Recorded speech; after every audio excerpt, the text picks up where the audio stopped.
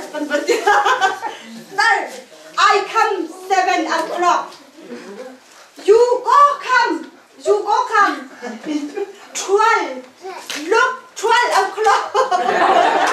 I going to Tyson. I to work.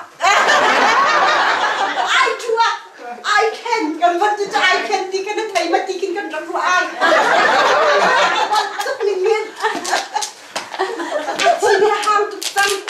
Đi chị hạ. Ai có con ta được. Ai có con. Ai không tục về. Anh làm con mình chết đi. Đi chị hạ.